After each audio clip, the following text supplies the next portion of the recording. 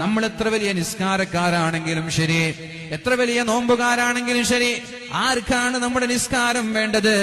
ആർക്കാണ് നമ്മുടെ നോമ്പ് വേണ്ടത്? സ്വഭാവം നന്നാക്കാതെ, പെരുമാറ്റം നന്നാക്കാതെ നീ ഇങ്ങനെ സുജൂദിൽ കിടന്നിട്ട് അള്ളാഹുവിന് എന്ത് കിട്ടാനാണ്? നമ്മുടെ നിസ്കാരം കൊണ്ട് അള്ളാഹുവിന് എന്ത് ഉപകാരമാണുള്ളത്? നമ്മൾ നിസ്കരിച്ചത് കൊണ്ട് അള്ളാഹുവിന് എന്ത് കിട്ടാനാണ്?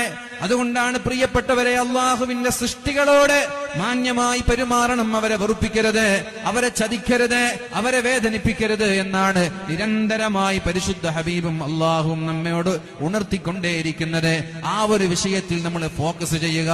നിസ്കാരത്തിൽ ചെയ്യുന്ന ഫോക്കസിനേക്കാളും, തഹജ്ജുദിൽ കാണിക്കുന്ന ആവേശത്തിനേക്കാളും നമ്മുടെ സ്വഭാവം നന്നാക്കാൻ, നമ്മുടെ പെരുമാറ്റം നന്നാക്കാൻ, നമ്മുടെ ഇടപാട് നന്നാക്കാൻ നമ്മൾ ശ്രമിക്കുക. ഇത് നന്നാവാതെ ആ നിസ്കാരം ഖിയാമത്ത് നാൾ വരെ സുജൂദിൽ കിടന്നാലും അള്ളാഹു സ്വീകരിക്കൂല എന്ന് 100% ഉറപ്പ് തന്നെയാണ്. അതുകൊണ്ട് അതിനേക്കാൾ